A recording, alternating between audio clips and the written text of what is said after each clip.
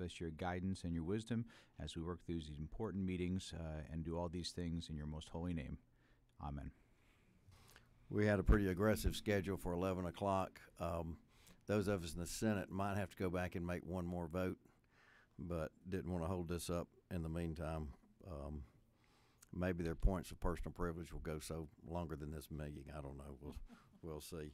One thing we're not going to do today is there are not going to be findings presented today. I know I've had a few people ask me about that. Those are still being worked on. But we did have a couple of economists we wanted to go ahead and hear from first. And so if Dr. Parrish wants to come on up and speak to us.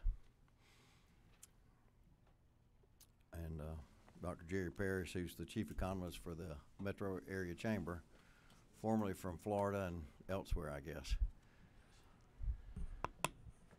Good morning. Good morning, Mr. Chairman and Mr. Chairman, members of the panel, and any other members of the General Assembly. My name is Jerry Parrish. I am the chief economist of the Metro Atlanta Chamber, and I'm brand new at the organization, not new to Georgia. I will tell you, a few years ago, I worked for the North American headquarters of Triumph Motorcycles, which was located in Peachtree City and then Noonan at the time. So I'm back to Georgia and glad to be here. I want to talk about the Metro Chamber. You know, our organization is really unique. We're not just a chamber of commerce. You know, we've got multiple full-time economic development professionals that are constantly working with companies, working with site selectors, and helping those companies, you know, explore moving to Georgia, moving to the Atlanta area, expanding their operations here. And so, you know, we're highly involved in that. Now, I will tell you, I started my education in agriculture, business, and economics. I also have an MBA, a master's in economics, and a PhD in economics. You know, I've got more than a dozen years of private sector experience working for international manufacturing companies. I was the chief economist for the Florida Chamber Foundation, a group called Florida Tax Watch. I've been faculty adjunct for the last dozen years or so at Florida State University, and I teach graduate students in economics. And one of the things I teach them is how to use these economic impact models like M-Plan and REMI. So, you know, I've taken a look at a bunch of economic studies, and one of the things that always strikes me about these is I think a lot of times the value of a job is undervalued. And I'm going to talk about why I think that. You know, I look at jobs as, you know, how much tax revenue. Let's look at it on just a state tax basis. How much state tax revenue do these jobs generate when they get to the state and they're operational? And one of the things I think in a lot of economic impact studies, you know, you may have a period of 3 years or 5 years that you may pay incentives, and so the benefits are cut off at 3 to 5 years. And I think that's why they're undervalued a lot. You know, most of these companies that move to the state of Georgia last a lot longer than that. You know, maybe 10 years, 15, 20, and 30. And when we add up, you know, that stream of income, you can value that. You know, if you paid attention in finance class, they probably showed you how to, you know, value what that job, you know, what that stream of income is. And so just for a second, I want to give you an example in a manufacturing job here in the state of Georgia and what state tax revenues are generated. And maybe that other economists are showing you these numbers and maybe they're not, but I ran a real simple study in M-Plan. And this is at the 2-digit level for you economists in there in M-Plan, basically a general manufacturing job. It's not specific to any one category. And so, you know, what the yield would be if you created 100 manufacturing jobs is what I put in. You know, what I looked at was certainly there's going to be indirect and induced jobs that are created as well. And if you take up just the state tax revenue of creating that manufacturing job, it ends up at $9,395. Now, I will tell you that's a 2021 data. We're supposed to get 2022 data. M-Plan, I think maybe today or tomorrow, has a little seminar going on about the new data that they're about to input. So that number could well change. But think about that number.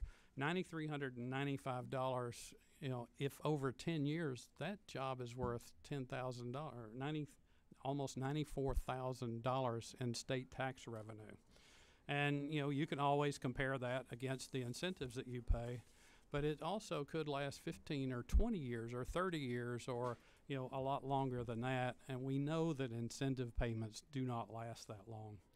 And, that average manufacturing job, that goes from an average of the low end, low value added, to the really high value added. So that's just simply an average. I also took a look at, instead of just a general manufacturing job, I looked at automotive manufacturing. And that becomes more than $23,000 per job per year, according to M-Plan, with the same way every year that job exists. So think about this. If it's a lower value-added job, it's probably not going to generate that much tax revenue. But if it's one of the higher value-added jobs like manufacturing and certainly, those kind of things, really high-tech stuff, it's going to be substantially higher. So, besides the potential to undervalue a job by not, using the entire time span, one thing that M-Plan would also undervalue jobs is if you're creating a cluster. And I'll get a little technical here with M-Plan. I'll be glad to answer questions later. But M-Plan is a constant returns to scale model. And I can explain to you why if you want to hear it. But what that basically means is if you create 100 jobs, you get only 10 times the answer of 10 jobs. It's just a linear multiple. And when you create a cluster, there's an increased impact that's not going to be taken into account. M-Plan is also a static model. It's not dynamic. It's not going to change prices and those kind of things. But let me be real clear about this. M-Plan is a good model. It's simple. A lot of people have access to it. It kind of can be the common language that you use. So I'm not saying it's not a good model. I think it's just really important to understand that it does have some limitations. Now, I have been looking, I started full-time August the 1st at the Metro Atlanta Chamber, so honestly, I'm still learning about the Georgia economy. But I've looked at some of the papers, the analyses of different industries, and, I know, because I've done these kind of things, I know the volume of work that these things require. And one of the things I wonder is, if the universities that you guys have doing these have ample time to do these studies. Because some of them literally can take months. So one of the things you might consider, if you want my advice here, is maybe some of the more complex ones, you let people that are, getting their PhDs at Georgia universities, you fund them to do these because some of these are absolutely complex, when you talk about some of the more complex ones. And maybe, that could give them time to do a really thorough job and have some really, really good research to come out of. Another suggestion I might make, I've looked at a lot of these, and not just here in Georgia, it happens a lot. When we're talking about the but-for analysis and what you're trying to do is you're trying to put a percentage of, well, how many of these jobs that we bring in actually were because of this incentive that you give. And these things go from all over the place. I've seen, from 5% to 90% in some of the papers. One of the things I need to tell you is the academics aren't, in agreement on these things. So what I would suggest maybe, if I was in your seat, and I wanted to get an analysis of it, instead of having them pinpoint one number as X% is responsible due to this incentive, I would like to see a range. Is it 5? Is it 20? Is it 40? Is it 60, 80? And give you the fiscal impacts of those. And then you could match up what your subjective probability is, after talking to economic developers, after talking to business people, maybe it's 60%. And that really would change the analysis here. And I will tell you the economic developers and site selectors and folks that I deal with a lot, they think the number's a lot higher than what the academics do. I'll just tell you this. Now, I will tell you, when I was working in Florida, we certainly benchmarked Georgia and other states, North Carolina, South Carolina, Tennessee, Texas, those kind of. When we took a look at job creation, economic incentives, business climate, of course, Georgia's #1 for 10 years in a row. That's a big draw here, and that's awesome. One of the things that Georgia really stands out for is its consistency in doing economic incentives and staying the course with them, so companies have that certainty that if they know they invest in Georgia, that you guys aren't going to do something crazy. And I've seen crazy, trust me. I come from Florida. I know what crazy looks like. So that's been the big thing. Certainly Florida lost a lot of projects to Georgia during this time because of y'all's consistency and y'all's importance on maintaining a great business climate. I think that's a big deal. And I mentioned that our group works with site selectors all over the place. I've been in meetings that come to our office, so I know what some of these companies are looking for. They're all asking about this process, and I think everybody's watching. Every other state is watching. What you guys are doing up here. Just know that they're watching you, and they'll react to whatever you do. Now, I do want to tell you that I appreciate you guys letting me speak this morning. Didn't want to take up much time, but I did want to share a few thoughts here, and I'll be glad to answer any questions you guys have. Thanks a lot. Thank you, Dr. Parrish. Do we have any questions? The chairman has a question. I go. Well, and I appreciate your testimony. And we seem to, when we have these independent studies done, everybody wants to pick at them and everything. And I understand, but let's go to like the. What, we have to go vote? Yep. Oh, sorry. We'll be back. Saved by the bell. I think we was going to say you did a fine job and we really appreciate you. That's what I thought was going to happen. Presenters dismissed. Now, Chairman Martin, you had a question. Yeah, I apologize. I was getting up from there. Y'all got started really fast before I got off the House floor. You, not to pick at it, but you $9,400 a year, 93 and change, whatever. I do the simplistic look at some of this. Is you divide that by 5.75, you have to be $163,000 a year to pay that much income tax. That's assuming you have no deductions. So obviously, money circulates through. What does the model count on, without getting to the specific criteria of the model? Because I can make a model say anything I want if I load it with the assumptions of how many times money circulates. What is its assumption of how many times that money spends? Because part of that 163, I won't say it's. Let's say it's half that, 80,000. Yeah. Part of that $80,000 goes straight to the federal government. It doesn't go through our economy at all, right? It get federal income tax, FICA, Medicaid, wages go straight to the economy. Doesn't spend it all. So if you're $80,000, you're really only talking about 60, 55,000 spending through the economy. So how many times does it do that? And then when you're looking at the opportunity cost of it spending, then what if we lowered the tax rate for everybody, and everybody got to keep their money and use that same multiple to spend that through the economy? Yeah, to generate taxes. That's a great question, because for these 100 direct manufacturing jobs, the state gets $993,000, $993,000. That's where that comes from.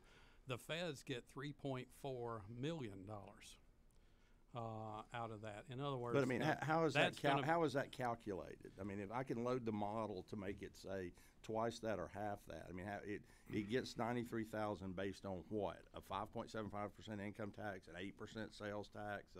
Yeah, that takes into account it will average the state sales tax when you get the state number.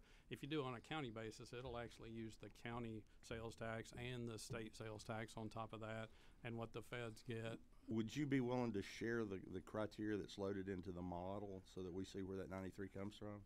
I would love to if M-Plan would share that with me. Well, without that, you understand what I think where the senator was about to go with this is I can create a model to make the, take the same input you have and come out with a different output. Because if I say it circulates 3.8 times versus 4.2 times, it'll be less taxes. I'm not questioning that. I'd just like to know how many times it's, because if it doesn't circulate at all, it's a $163,000 job, and they're not. But they're going to buy things with it, so it Right. circulates. And So that's just the question I would ask, because then I would, on the other side, say that if we didn't do those things, and we lowered the tax rate for everybody, that money would also circulate through the economy. it would, and we don't have those details from M-Plan. What it will give you is these, direct, indirect, and induced, which is the circulation in the economy. But I'm sorry, I'm going to keep Yeah, coming back sure. to that. It will give you that, but it doesn't tell you what criteria is loaded in the model to give you that. So Right. whatever it gives you is really meaningless. Yeah, well, you could say that. Well, I mean, you just don't know what it is. Yeah, and I don't know either. What we Okay. have to do is depend on M-Plan to get it right. And we should do that because. Um, And I would ask that for by the way, sure. anybody. But if we pay Georgia State to do a study and they come back with a physical note, we can ask them and go, how many times did you say it circulated to get to that? Sure. And the fact that they won't give you that makes that suspect to me. Mhm. So I mean, I don't need their IP to how they run their model, Sure. but how they load it, I think, is very, very important. It is important, and we have to trust them. It's a widely trusted model. Yeah, are they right on every single thing? Do they model for the federal government? They model federal tax receipts out of these economic impacts, absolutely, and 30 trillion reasons to they're worry more about than that. they're more than 3 times. They're getting more than 3 times what the state is, but that includes FICA and all these payroll deductions and all those things that go to M-Plan. I'd just like to know the buttons. Sure. Got it. I think you I made was just yourself filibustering until the senator got back. perfectly clear. I yield. Thank you, Chairman. Back to the chairman here, well, I guess. Here. My point was going to be, I hear all this picking away at these studies when they're done by these groups, and it's, to me, it's like the speck in the eye in the log or whatever, because I look at that group out of London. They didn't look at a single southern state, not a one. When you talk about the but for, they didn't give us a fiscal ROI. watched Their it. numbers didn't add up, according to Chairman Martin pointed that out in about 10 seconds. Looking at it, they didn't look at the instead of. They didn't consider the 4.1 billion in outstanding credits that haven't been issued yet. You got to say this is here. I don't hear a peep about all these flaws. It seems a little bit hypocritical to me, I guess is what I'm saying. Sure. I don't see any other questions, Dr. Parrish. Florida has a corporate income tax. Is that correct? Yes. As I understand it. Yeah. So do they operate similar incentives, or are they? I noticed. Do you have enough working knowledge of that?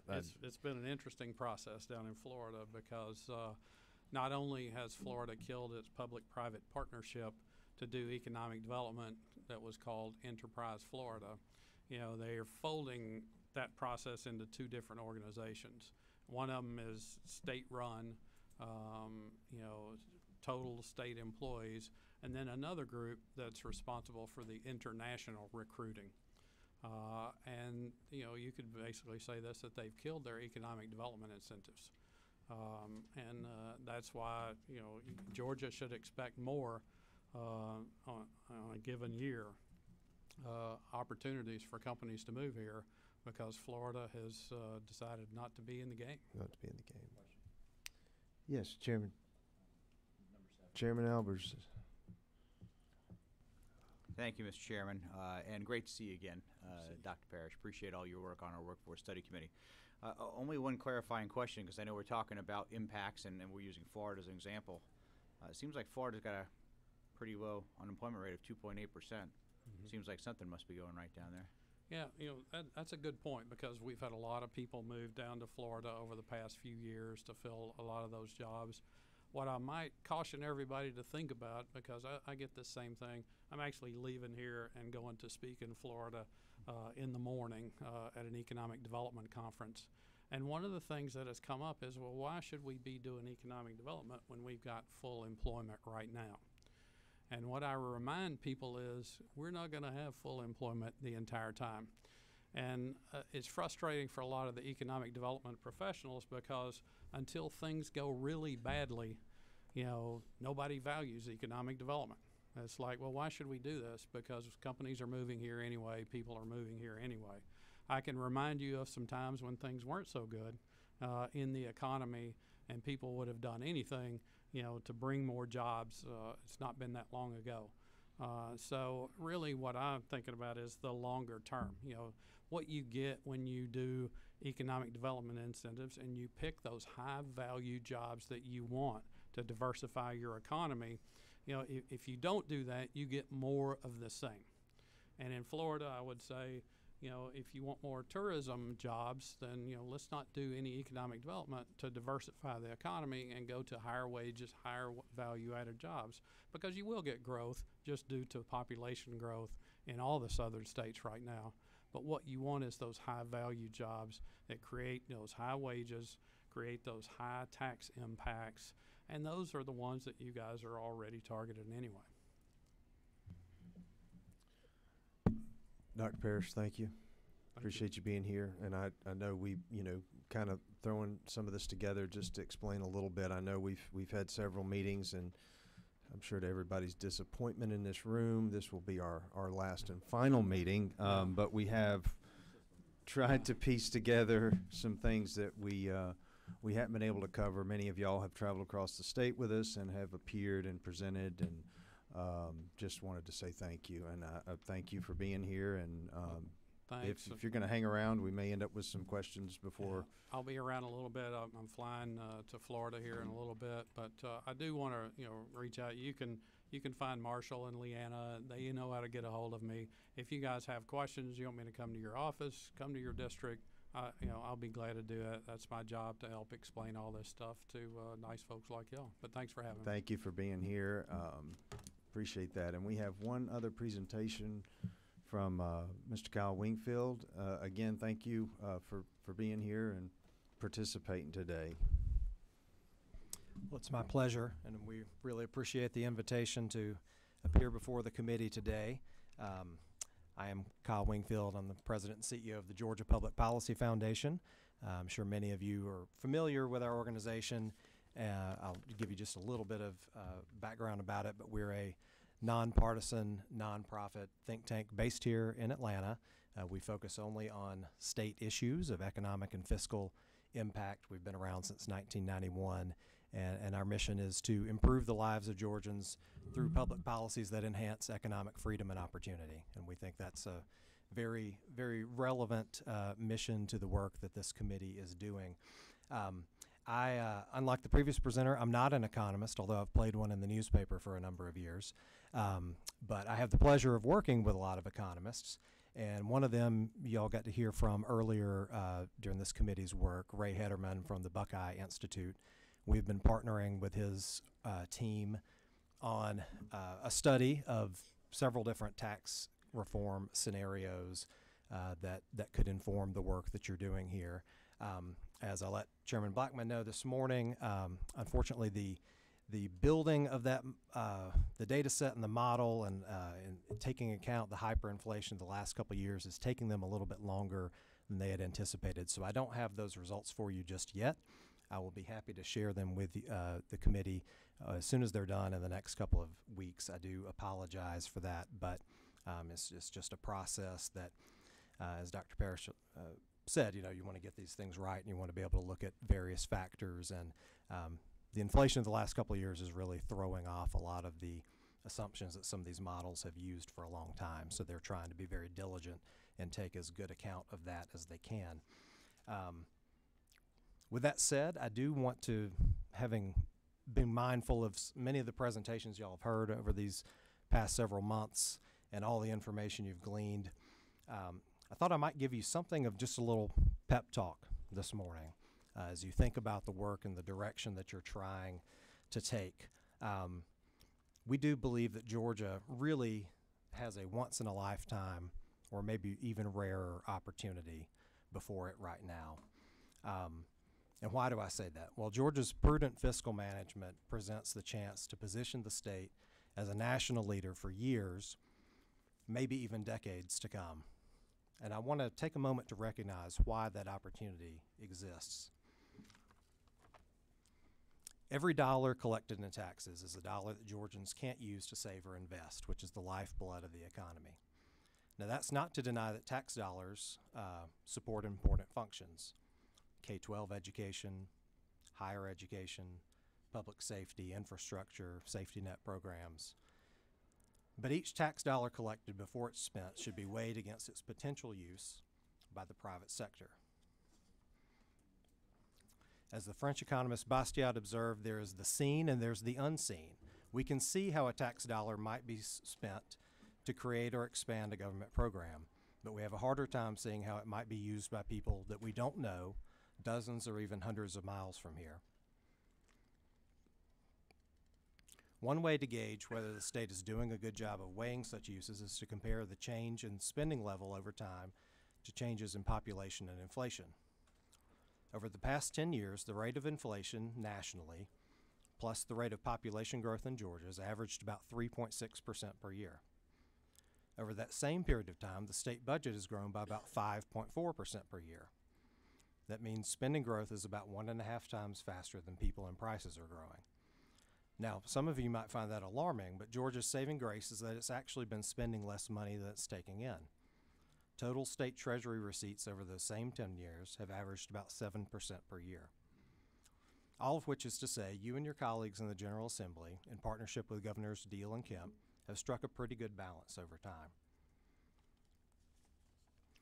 In the post-pandemic period, we've seen revenues grow at a rate none of us ever imagined. Revenues grew by about $10 billion between 2010 and 2020, but also between 2020 and 2023. As everyone here is well aware, this revenue gusher, combined with the prudent fiscal management I described earlier, has led to an unprecedented level of surplus for the state, some $10.7 billion beyond the swollen rainy day fund and other reserves. How the General Assembly reacts to this situation is crucial to Georgia's future. Predictably, there's a stream of calls for using this money to create or expand government programs. And there may well be some wise uses of the surplus that involve spending on transportation infrastructure, for example, or restructuring debt or unfunded liabilities. However, Georgia's not attracted people and companies with lavish public programs. On the contrary, it's remained a fast-growing state for almost half a century, while remaining one of the lowest spending states in the nation. That's because it has also been one of the lowest taxed states in the nation. People and businesses flock to states where government doesn't crowd out their saving and investing, that is, the means by which they pursue their hopes and dreams. Entrepreneurs stay in places and grow their businesses in places where they have the latitude to do so, free from overly burdensome taxation as well as regulation. That has been one of Georgia's key competitive advantages. But our neighbors are not sitting by idly. As you're no doubt aware, states around the nation have been moving aggressively to position themselves as business-friendly through lower tax rates. As we know, Florida and Tennessee, our neighbors to the south and north, have zero personal income tax. South Carolina has slightly narrowed the gap with us, at least temporarily. But no state has been more steadily committed to lowering tax rates than North Carolina, which 10 years ago had a top rate almost 2 points higher than ours, but this year sits a full point below ours. You and your colleagues have not been sitting still either. Last year, you passed an important tax reform that will flatten our personal income tax to a single rate, exempt more to income from taxation, and lower the rate to 5.49% next year, with a path over time to 4.99%.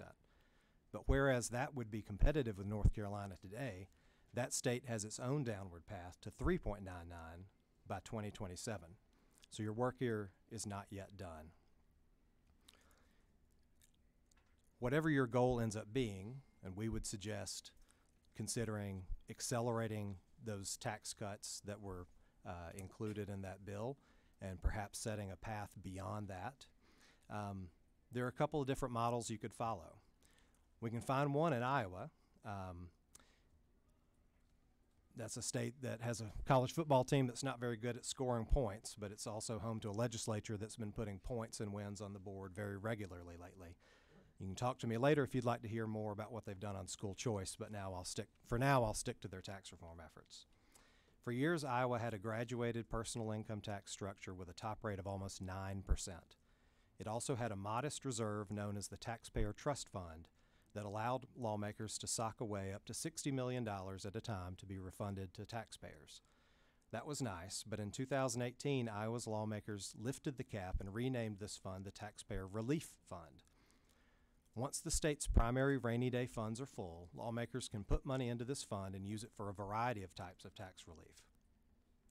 The fund, once limited to $60 million, reached some $2.7 billion this year and has been projected to hit $3.4 billion in fiscal 2024. The size of this fund has given lawmakers in Iowa the confidence to do some major tax rate cutting, knowing that they have money set aside to make up the difference if revenues come in lower than expected. As a result, they've enacted reforms that will take their personal income tax to a flat rate of 3.9% in 2026, less than half the rate of just a couple years ago. There was even a proposal this year to rename the fund yet again to the Individual Income Tax Elimination Fund and set that state's personal income tax on a path to hitting zero.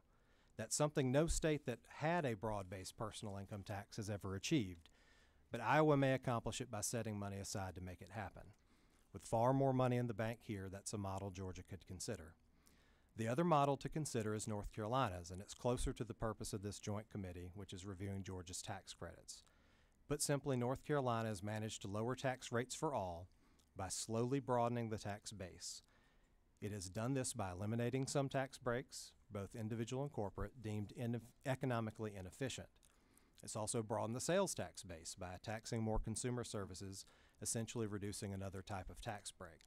Adding sales tax to the mix may be broader than this committee is prepared to go, but I didn't want to leave it out because it's an important part of what they've done. The result is that North Carolina is scheduled to cut its personal income tax rate nearly in half over a period of 14 years, while also eventually eliminating its corporate tax rate. What has that meant for the state? According to a 2021 article by the Nonpartisan Tax Foundation, here's what has happened since the first tax reform bill passed there in 2013. North Carolina's state GDP was up only 1.8% in real terms in the 7 years leading up to 2013, compared to a national average of 5.6% GDP growth. In the 7 years following, which includes the downturn from the coronavirus pandemic, state GDP rose 9.5%, exceeding the 9% national average for the period. And over the past decade, North Carolina has seen the third most net migration, following only Florida and Texas. In other words, they've gone from growing at about 1/3 the national average rate to surpassing the national average in a relatively short period of time with some sound but aggressive tax reform. Now, our foundation takes no position on which tax credits or deductions ought to be curtailed. We only wish to reinforce for you that granting tax relief to all, rather than a favored few, can have a strong economic impact. To return to Bastiat, what is seen are the jobs associated with the recipients of those tax credits and deductions. What is unseen are those that emerge elsewhere when others have their tax burdens lowered. Again, I regret that we don't have the results of that study ready for you this morning. I'll share it with you as soon as we do. But with that, I'd be happy to take any questions you may have. Thank you, Kyle. Appreciate that. We'll, gather that up whenever it is ready and include it. Chairman Williamson has a question. Thank you, Kyle, for good testimony. Educate me in this. Did you say North Carolina's already gone to a flat tax? Or are they still graduated? I believe they have. I know the rate has been falling, and they are at least set to go to a flat tax.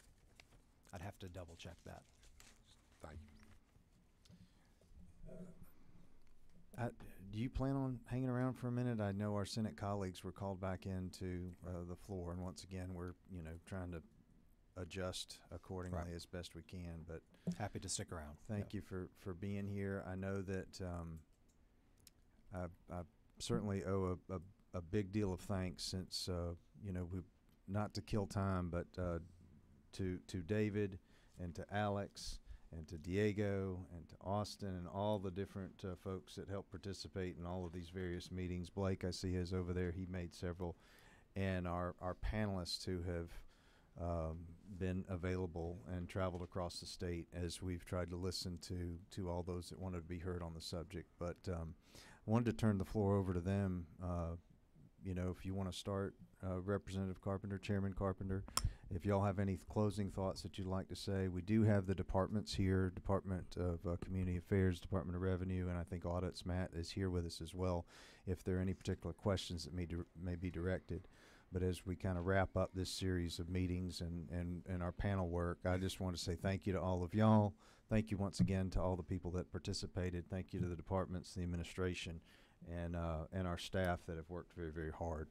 And if any of the members would have any thoughts or any questions for any of the people in the room, I'm sure we'll be returned. The Senate will return to us shortly, and then if they have any, then they can finish it up from there. Yeah. Well, thank you. And speak of them. There they are. Let's, you want to let them get settled in, then we can do that. Yeah, let's do that. Chairman, I was just kind of thanking everybody in the room, the staff and our panelists, and was going to go around the room, but I reminded everyone that we do have the three departments here, and Kyle's willing to address any questions. His report was very thorough. I don't know if you have a few comments you might want to hit, just kind of the highlights. I think he talked a lot about I did in the meantime Google Chairman Williamson's question. North Carolina has already moved to a flat tax. They are I've flat. verified that. Okay. Yes, but the main points I would hit is just that Georgia's been very prudent in its fiscal management.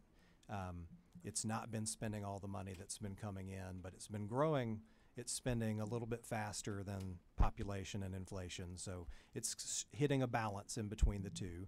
And we believe that with the current conditions and the surplus, that this is a really historic opportunity to be bold and be a leader nationally in looking at moving the tax rate lower, remaining competitive with our neighboring states and other states we compete with around the country. And there are a couple of models in Iowa with the Taxpayer Relief Fund that it uses to set money aside to insure against revenue shortfalls. And then North Carolina with its base broadening and very gradual approach. So those would be the highlights. I probably should have just done it that quickly the first time. Chairman Martin has a question. I'll ask him offline. Okay. Can I ask one question? Yeah, absolutely. Please.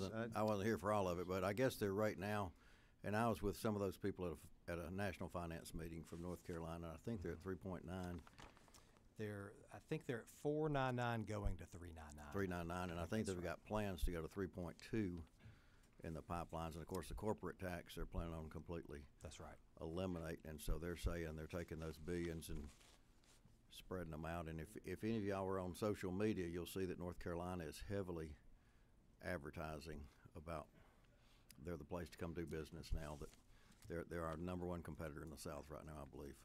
And to that point, one thing I did mention earlier that I'll just repeat, in the 7 years leading up to the first major tax reform bill in 2013, North Carolina's economic growth was about a third of that of the national average. Since then, in the 7 years following that, it's been above the national average and has increased. The rate has increased almost fivefold. Yeah. You have another question? Chairman?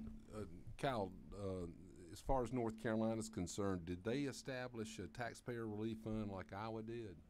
No, they've used a series of triggers, and so they set revenue goals. And if revenue comes in above those goals, then it's used to reduce the marginal rate, or now that they've gone flat, the flat tax rate. That answers the question. Is that you again? Okay. I actually found what I wanted to look for. What I was going to ask is, when we talk about inflation and matching that, and I think we have done a pretty good job in the state, but I wanted to compare us, and looking at this, our per capita spending is 39th. So there are only 11 states that are lower than us, and North Carolina, even with their reduction, is $300 per person less. I mean, there's a lot of people in North Carolina. I get that, but I think we have done things back I think we have ratcheted back taxes on folks, and I know there's always the income tax. But when you compare some of the other things, I have some family that lives in North Carolina. The income tax is going down, but there's other ways that they get to the level of money where their spending is closer to us than what you said their tax rate now is 3.9. I think it's 499.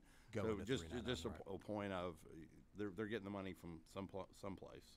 No, and it's a fair point to note that Georgia, and as I said, we are a low tax state, but there's also state tax, and states vary, in terms of what they depend on local governments, what services they depend on local governments to provide. So state to state comparisons can be difficult sometimes, but we are a low tax state, and equally important to that, I would say, is the mix of taxes that we use to get that revenue, and which ones are more efficient, which ones are less economically damaging.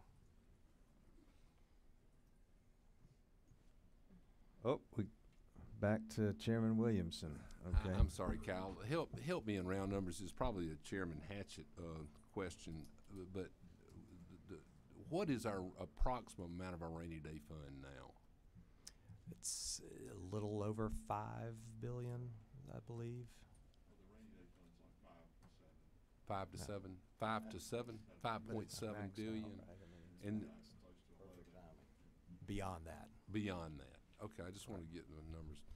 Thank you. And Iowa's Taxpayer Relief Fund, to be clear, is beyond. It has two actual, what you might call rainy day funds. Those have to be full before money goes into that taxpayer Obviously, relief fund. right. So it is above and beyond those funds, similar to what we're talking about here. Gotcha.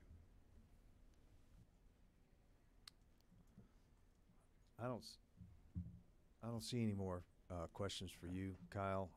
I know that before the Senate came back and joined us, we're making sure, I think DCA and Department of Revenue and audits are all here. If there are any pressing questions from any of the panelists, I know you're just joining us, Chairman Tillery, but I had asked Chairman Carpenter if we wanted to go around the room for any closing thoughts or comments, and if any questions come to mind for any of the various agencies or presenters today, we'll address those as well. That suit you, Chairman? Thank you, Chairman. I think I'm probably just going to discuss more than ask a specific organization, but you hear the conversation about if we give the taxpayer back $100, what's he going to do with that $100, and what does that $100 multiply to?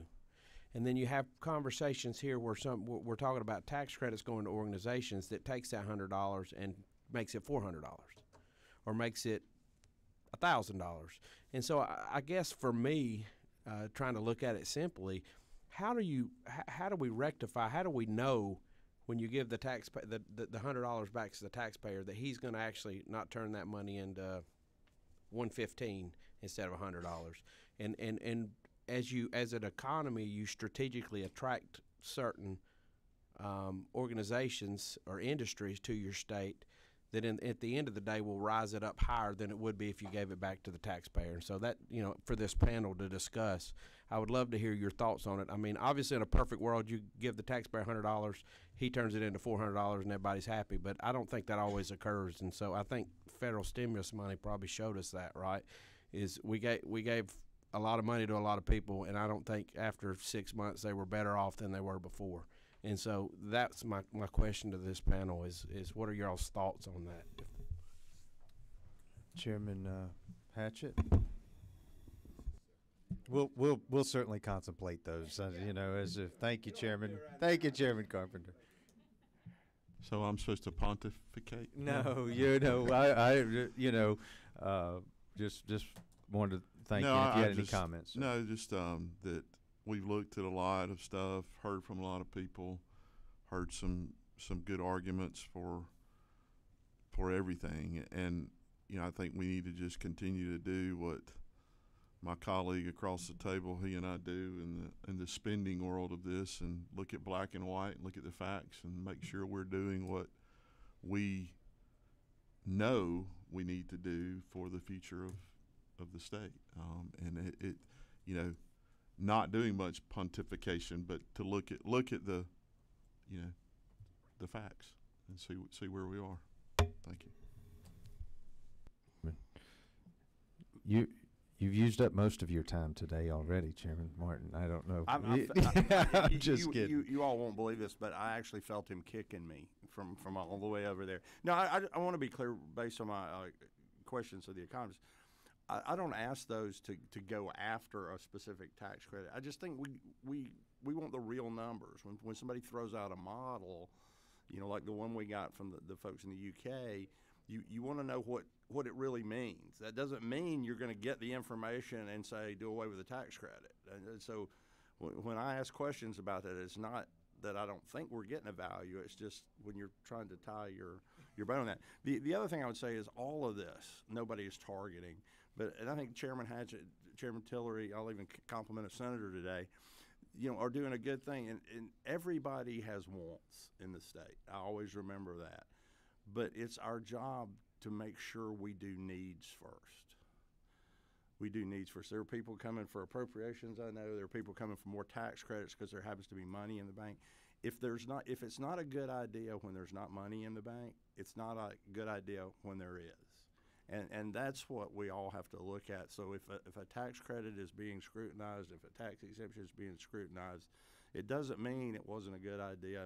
From my standpoint, at the time it was put in to get something started, it's not my job to take money from somebody that may need it for their kids to give it to somebody that wants to try something that may want to work. And I appreciate, you know, the time, Mr. Chairman. I sincerely know that there are a lot of people that feel that they're being, you know, targeted by this, and I think we're just looking. I know I am, and I've talked with you and the Senate chair, that we're trying to make sure we allow people to take care of their needs before somebody else's wants. Thank you, Chairman. Chairman Albers.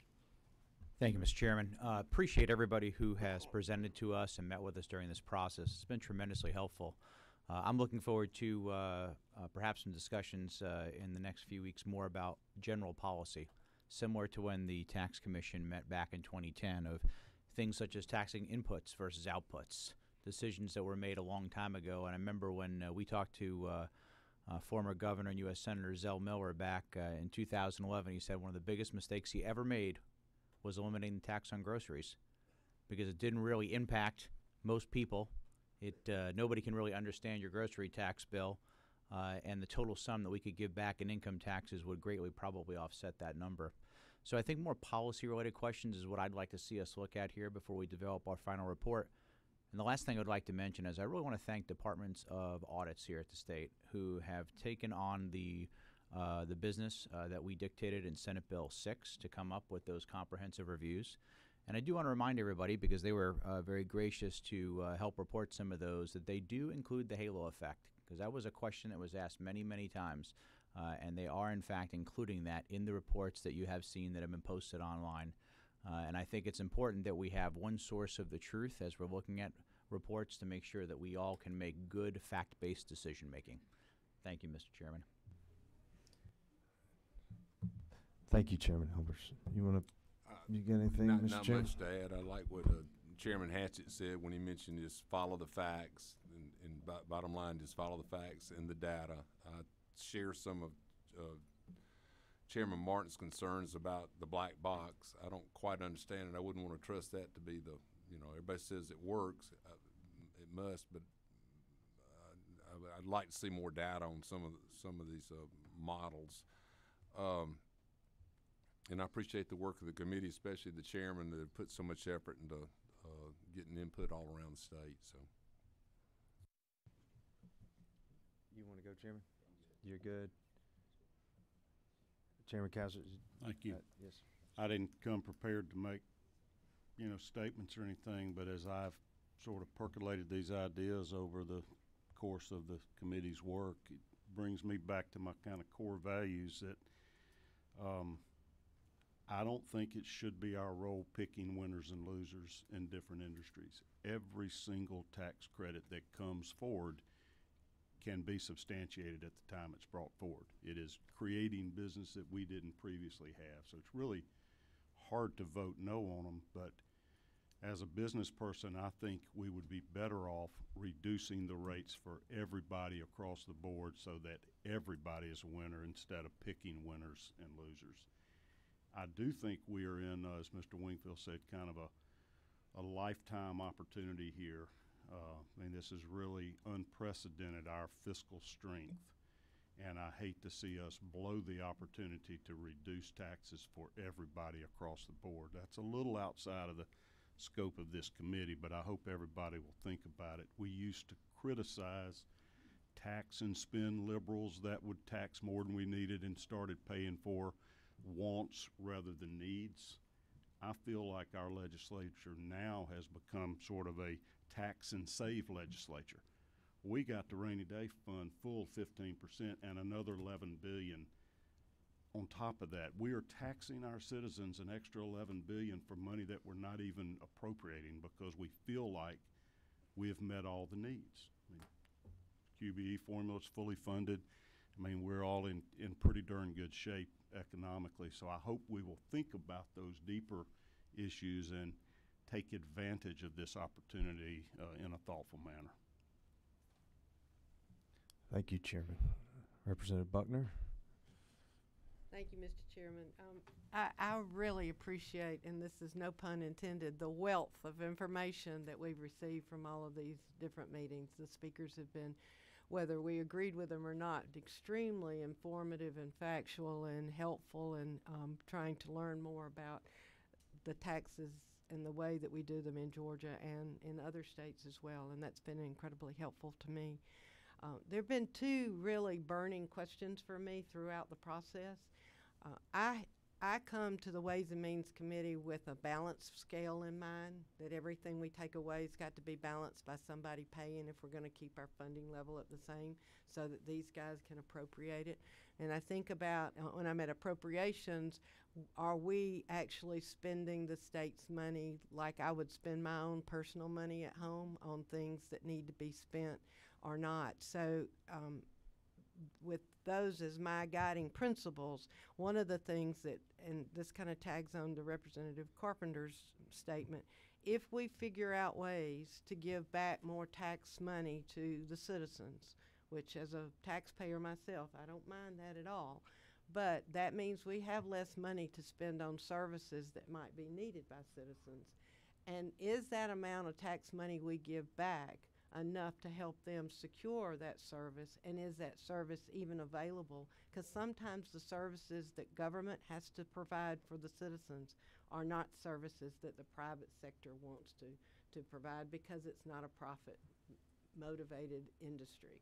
So I don't want us to lose the fact that we do have a responsibility to collect some money and spend it for things that are needed by citizens, and that we need to be careful that we maintain that balance. The other point that has bothered me is that the changes in the audits and the information we get from the audit office has been very helpful in a lot of ways, but it's also created some new questions. And we've talked a lot about return on investment instead of and but-fors, and I don't feel comfortable personally with the standards used for those, and I don't always trust the accuracy of them, and I don't mean any ill will towards anybody. So I would like for us to have some conversations about how do we define those and what are we looking for, and are they uniformly and consistently applied every time we do one of those reports? Is the but-for in this tax credit the same as the but-for in that tax credit, or the ROI, or the instead of? Thank you. Thank you, and you did a fine job this morning, by the way. Thank you. Mr. Chairman, we'll come back to Doc Rat, and then I think the chairman has some closing words here.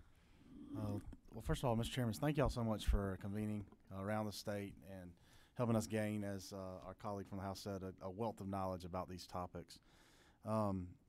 Also, thanks to the folks who presented. I think we came into this committee maybe having a few tax credits that everyone thought we might look at, and leaving feeling comfortable about some of those, having some questions and some tweaks that might be done to a few of those that actually I believe the industries thought might be a good idea to bring, which was probably wise.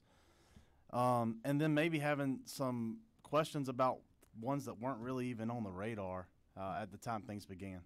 So that probably is a sign of you, Mr. Chairman, being healthy and open in your discussion and thought process, and not having a answer in mind before you started the question. So thank you for that. There are things that are incentivized by the federal government that we question all the time. Here in this room, we probably wonder, does solar work without a credit? Probably not. Do EVs work without a credit? Well, I think that answer is getting answered for us. And we have some credits, but not nearly on the scale of the federal level for those two. The folks talked about their guiding principles. I think the one that I know you around the table share, and I do too, that didn't get mentioned, was that we realize we do not create any dollars. There is nothing we do at a state that creates revenue. We do not sell widgets. We do not make iPhones. We do not sell any good or service. We have the power of law to take money from one person's pocket and put it into our fund and then redistribute it. And if you break that down to the simple level, we studied these things in 5th, 6th, 7th grade civics. That was viewed negatively, at least in my elementary school. Where we are now, in a capitalist society, we believe that the best should rise, and that we should sort of stay out of the way and let the free hand that we've heard talked about since 1700s run the economy. Well, that works great when other states are doing it too. But we know other states aren't. Other states have things in their constitutions that allow them to directly allocate should they so wish to do so. And there have been some creations in our laws that now allow us to do that as well, maybe through different means.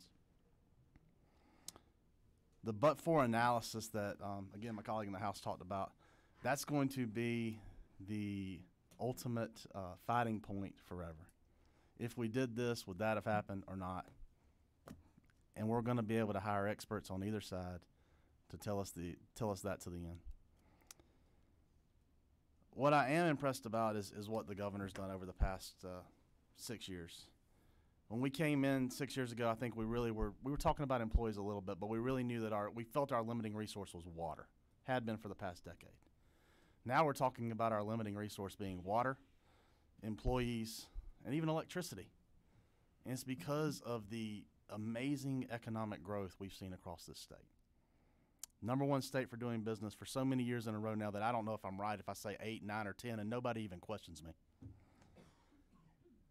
I do remind you, though, that the pretty girl doesn't have to ask every boy if they want to dance at the prom. And guys, if you've been #1 for 10 years, you're the pretty girl at the dance.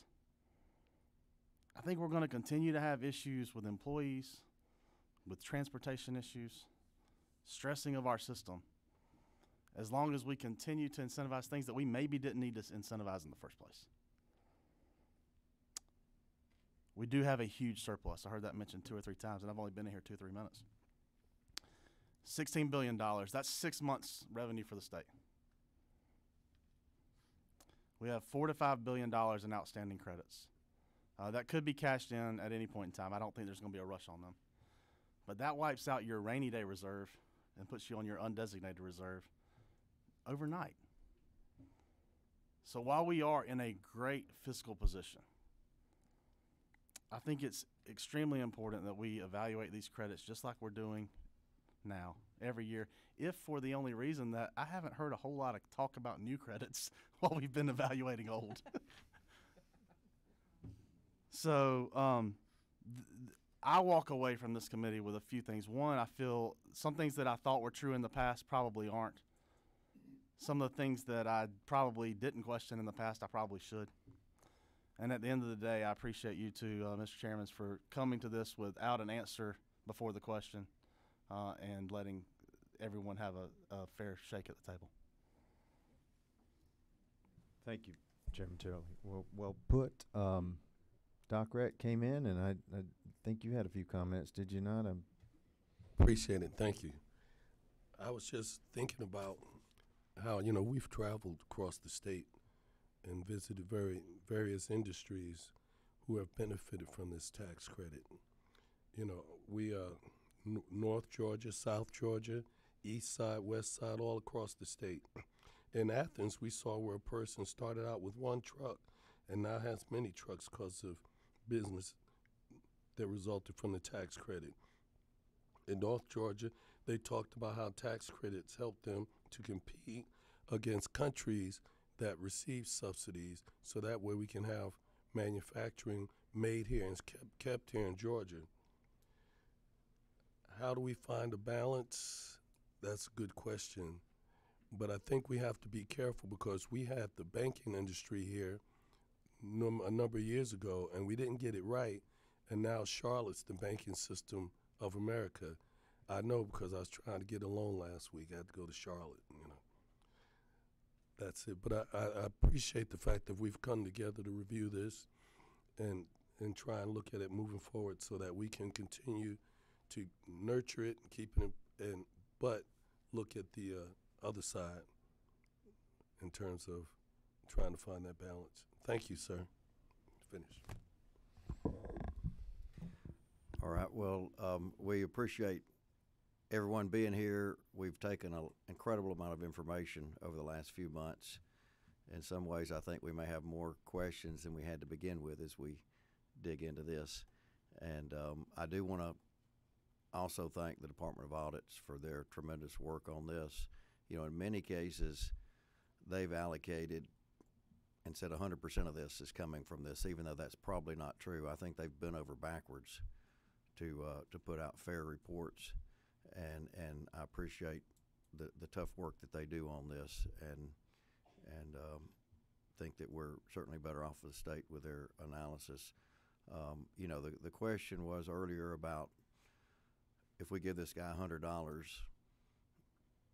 what's he going to do with it? In my world, as we talked about picking winners and losers, it's not giving him $100. It's not taking it from him to begin with. We've got one credit that takes about $300 a year from every household in Georgia. There's a lot of small businesses, and so why are we saying we'll give you this money instead of you investing it in your own small business? And I think that's a fair question that we have to ask, and we have to continue to look at these and try to make sure that they are worthwhile for us. So as was mentioned earlier, North Carolina, as of January 1st, will be at 3.99, 32 days or so from now. They're fighting for these companies, and I think it's part of our job without, and I think we have the governor's done a tremendous job, and I think the legislature has over the last decade done a great job. But if we pat ourselves on the back and say we don't need to question any of this stuff, then we're not going to move forward as a state. We're going to lose out to other states. And yes, North Carolina has a broader sales tax than we do, and I think those are fair questions too to look at. But we will continue to look at these. I think you'll see some legislation, particularly around transparency, trying to make some of this information a little bit more available, and continue to ask the tough questions. And it's nothing personal in those tough questions. And somebody told me, they said I could never win at a poker game because I'm just right there honest at it, and that's fine. But I'll continue to ask those questions, but I'll continue to look at it, I think, as objectively as I can, and not make any harsh decisions going forward. And I think this committee does this as well. And I think the people in this room here, the state of Georgia, is better off for having them here. And I look forward to continuing discussions on these and for more regular checkups on this stuff, that we keep asking the questions so that we're making sure we're taking care of the taxpayers of Georgia.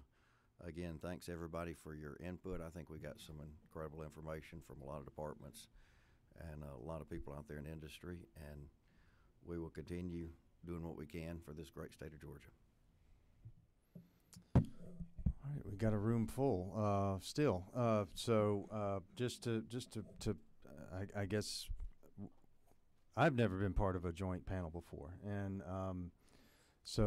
just having learned a lot, and what I hope has happened, I know each and every person on this panel, I've had a chance to discuss some things with most every single one of you, came to this process with the best interest of Georgia and Georgians in mind. And I think the process has benefited just that. And the discussions will continue. But I really want to thank you, Mr. Chairman. I know that you came at this from your heart and your mind, and it's been an honor and a pleasure working with you as it has been with all of the Senate colleagues. Look forward to continued discussions. Thank you all very much, and nobody has anything else for the good of the order. We'll shut her down and say we're adjourned. Thank you. Go Dogs.